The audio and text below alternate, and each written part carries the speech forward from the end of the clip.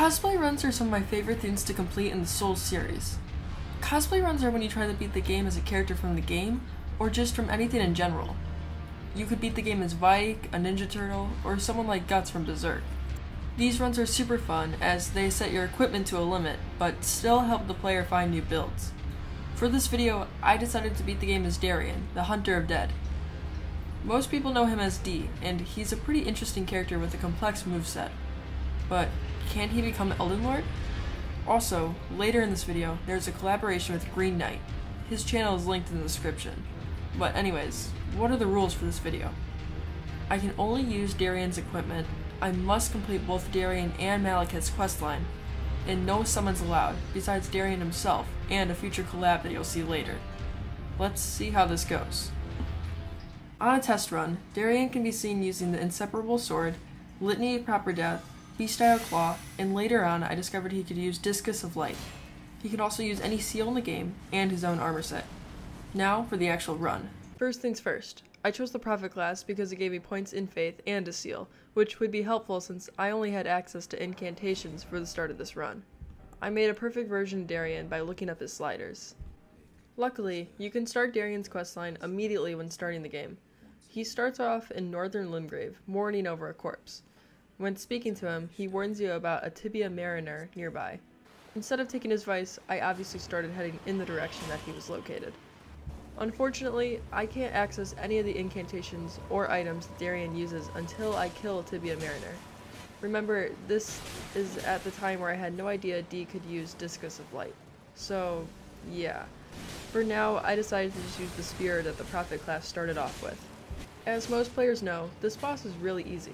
He's definitely one of Elden Ring's worst fights in the game. He's boring, summons other enemies, and teleports all the time. And I made it a rule that I couldn't upgrade my spear, so it was a painstaking battle. But after multiple swings, the boss was dead. And just to mention, this rewards us with a death root as well, which is needed for this run. After the fight, you can find Darian standing by a mold of, what is that? And why is Godwin's eye staring right at me? Darian rewards our efforts by marking the location of the Beast Clergyman. Both Darian and the Beast Clergyman work together to hunt down those who live in death, so I'm going to be joining them. You can show your first batch of death root to the Beast Clergyman and he'll give you the Claw Mark seal and tell you where to go get more. My plan was to use the Claw Mark seal through the run because it boosts Beast-style incantations. Now, when you visit the Roundtable Hold, Darian will sell you 2 incantations. I'm allowing myself to use both. However, one of them, the Order's Blade incantation, can only be used on non-colossal weapons. I'll explain how I made this work soon in the video, but I hardly used it since it's not the most exciting incantation out there. With Litany of Proper Death equipped now, I was surely ready for Margit, right? First, I just wanted to test out how much damage it dealt.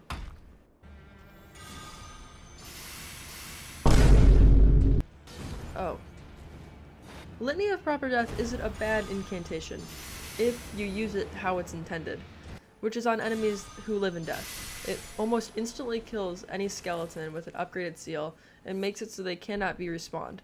However, using this on someone who does not live in death will result in this. My other option was what I just mentioned, grabbing a normal unupgraded greatsword and using the Order's Blade incantation to kill Margit. After all, the incantation is a part of Darian's questline and has the same effects as the Ash of War on his sword. But I didn't want to just use a weapon like that on the first boss, because I wanted things to be more of a challenge. The other option is to go get the Beast-style Claw incantation. This is rewarded after giving the Beast Clergyman 5 pieces of death root. So instead of using Order's Blade on Margit, I decided to use it on the mini dungeon bosses to obtain the death root. And for those wondering, yes, I did attempt to kill both Margit and the mini-bosses with Litany of Proper Death, but I'm just not that good at the game. If you want to see a video of someone doing this, I highly recommend watching Scumnut's video on this. Before I collected all the death root though, I could still progress Darian's questline without needing to kill Margit. All I had to do was hug Fia in the Roundtable Hold until she gave me the Weathered Dagger. Then I could give the dagger to Darian and reload the area. This results in Darian's death. Unfortunately, it's required to progress his questline. Upon Darian's death, I'm able to get the twinned armor set. Getting the death root wasn't too hard, and luckily there were at least 4 more attainable pieces of death root that I could get before the capital. The bosses took lots of damage even with an unupgraded sword. I decided to grab the bastard sword. It's easy to find and it does basic damage. Yet somehow I ran into another roadblock. After giving the beast clergyman 4 pieces of death root, he goes berserk and tries to kill you. You do not have to kill him. In fact, all you need to do is get a little HP off him. But he's extremely resistant to holy damage, meaning neither one of my strategies would work very well in this situation. However, I had a plan. By aggroing the beast clergyman and having him follow me towards the door, I could escape unharmed. Immediately after, I can take advantage of my surroundings and attack the nearby boss, which is the gargoyle variant. If done correctly, I can get the gargoyle to swing at me and hit the beast clergyman. I died in the process, but the animation of the beast clergyman surrendering occurred, and when I respawned, he was not hostile. Now I can give the beast clergyman my 5th piece of death root and receive the beast-style claw incantation. I've always really enjoyed this incantation and find it hilarious that it can go up walls. Before fighting Margaret, I went to get the Cinderella blade? Yeah. I can't use this because it's not in Darian's moveset, but I don't have to. If I just hold it in my offhand, it will boost any beast-style incantations, making it super helpful. Next, I killed Goldfroy, the alternate version of Godric, in order to get the Godfrey Icon Talesman. It will help boost the damage of the beast-style claw incantation. Now, I can finally fight Margaret. I decided to take this as more of an experimental fight because I dealt so much damage. I took a lot of hits because I just couldn't seem to get the timing of the beast-style claw right, but I started to get used to the spell and the option to charge it, and eventually I killed Margaret.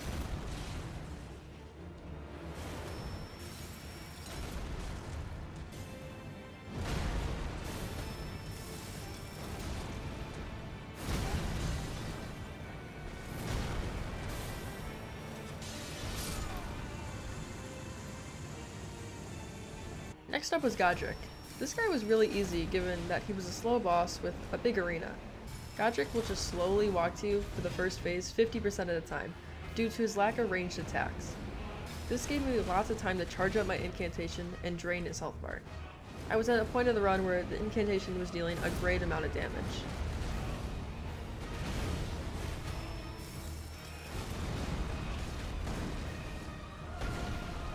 I reached his second phase really quickly. And after that, nothing much changed, but I had to be aware of his fire attacks. Also, I cannot attack him during his whirlwind attack because the incantation is actually a projectile, meaning it will recoil backwards. I saw this during Goldfroy's boss battle. It didn't matter though. Godric was defeated on my first try.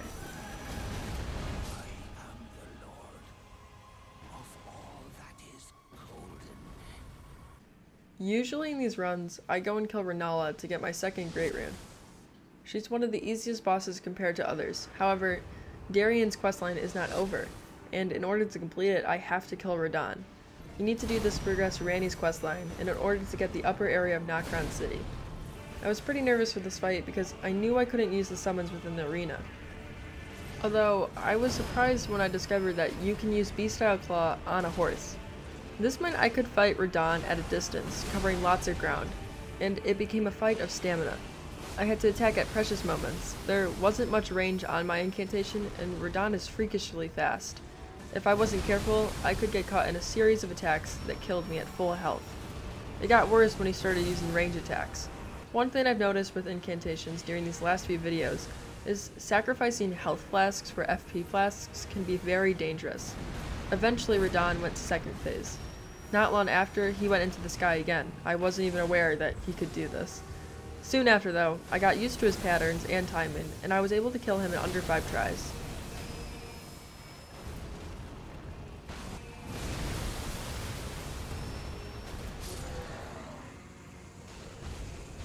Now we can continue Darian's questline.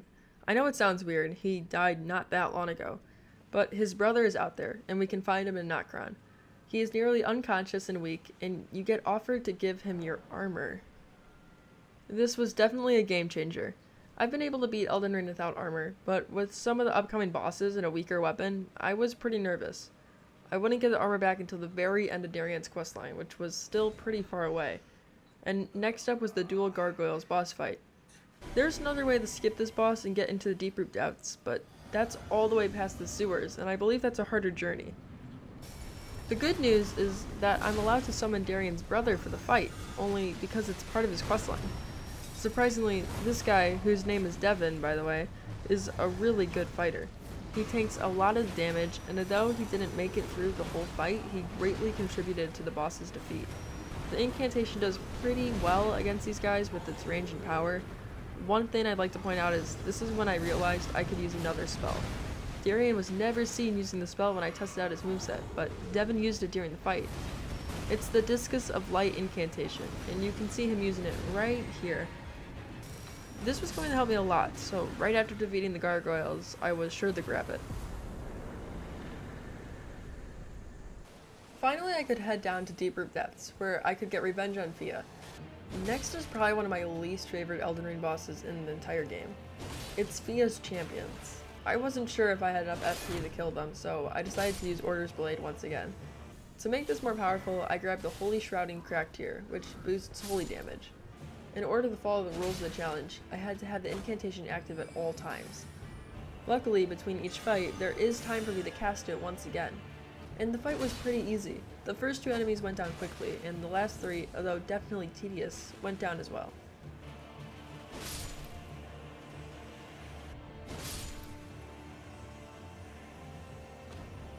Finally, while drenched in blood, I could face Fia.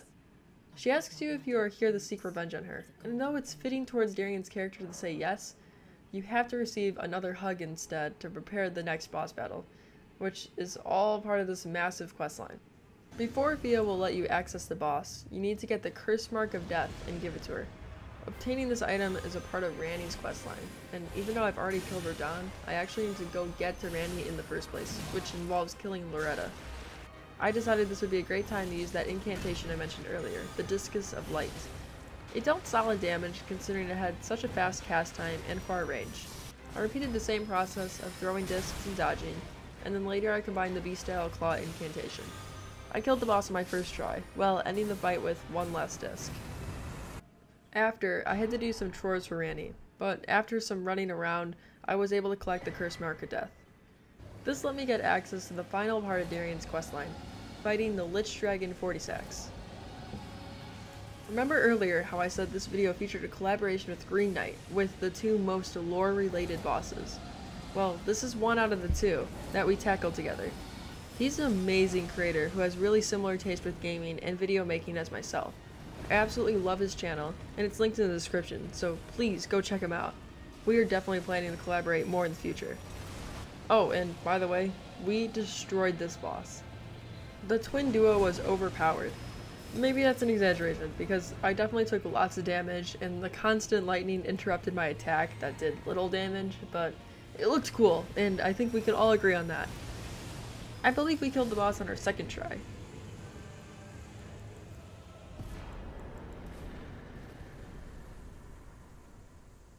Now, Darian can watch his brother get revenge for him.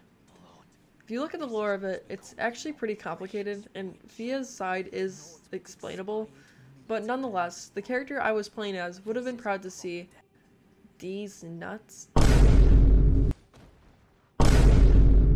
exact revenge for him.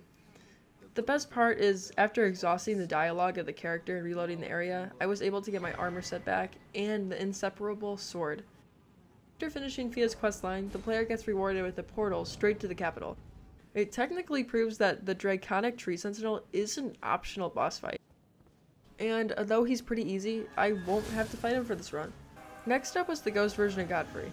This was a great opportunity to test out my new sword.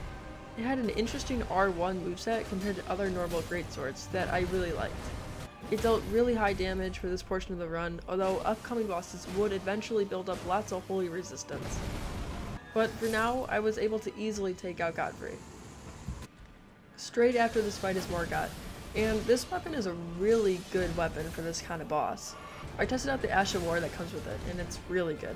It's a cool ranged attack that also coats the sword in holy essence.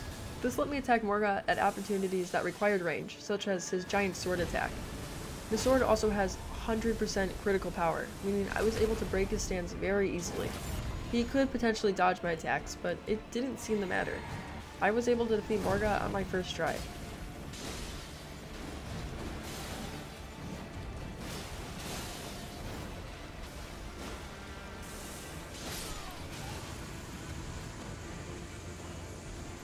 I went to face Fire Giant right away, a little uncertain of whether the damage I would deal would be high or low. I didn't expect it to deal so much. I broke his stance quickly and dealt huge damage with charge attacks. This was my first time using a greatsword, besides a little on Dark Souls 1. I was really able to see the power that they wield during this fight. With some repetitive swinging, especially at his hands, I was able to once again defeat the boss on my first try.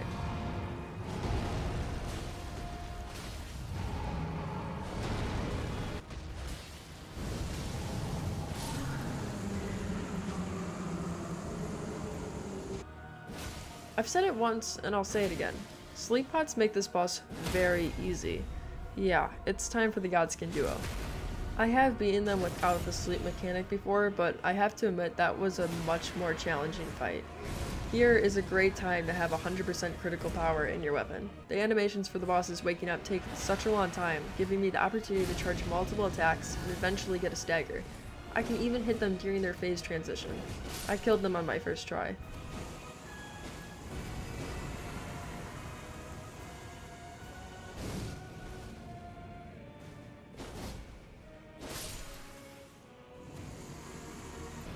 I was about to go and kill Malekith, but then I remembered part of the rules I had set. I had to complete the Beast Clergyman's questline before Malekith. Darian's main job is to bring Deathroot to Malekith, and you even get unique dialogue during his boss fight for doing this. As cool as this is, collecting Deathroot is pretty tedious. Here's a quick montage of me collecting all the Deathroot during this playthrough.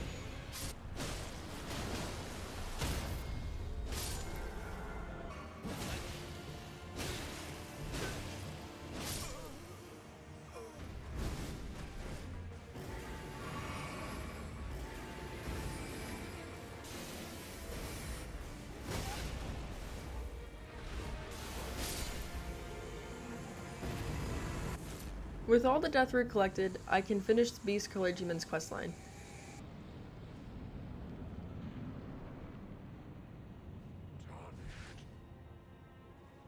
Why wouldst thou? Why? It is no matter.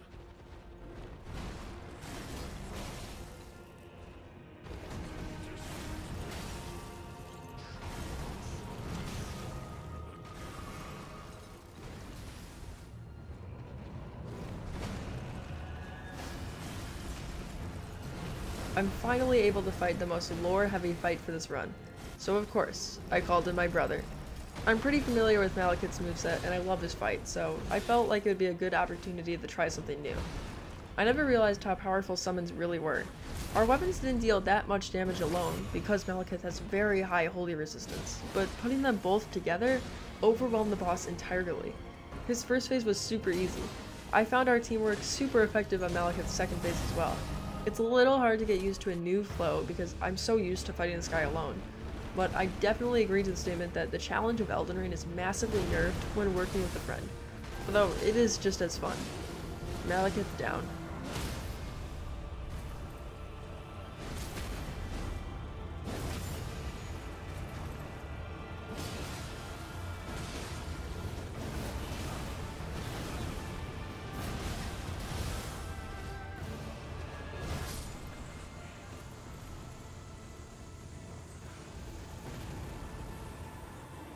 Oh, and before fighting Godfrey, I had to take care of this pathetic character. What a sense of affairs. I commend your spirit, but alas, none shall take the throne. Queen Marika has held us, that we continue to strive unto eternity.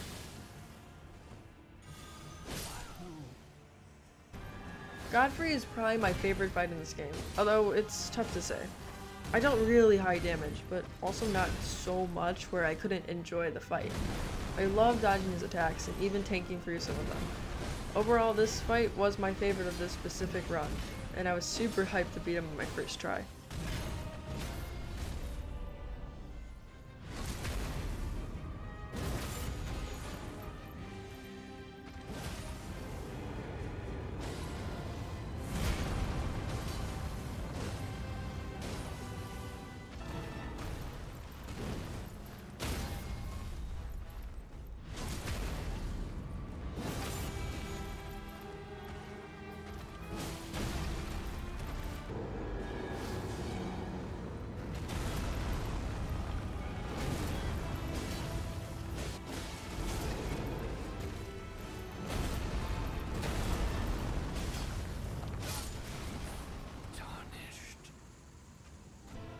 I was pretty nervous to fight a boss built with holy power with a sword that deals holy power.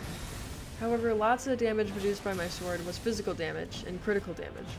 I burnt through most of my flasks on Radagon, and later on had to fight Elden Beast with much less. But the fight was pretty epic, and here's how it went.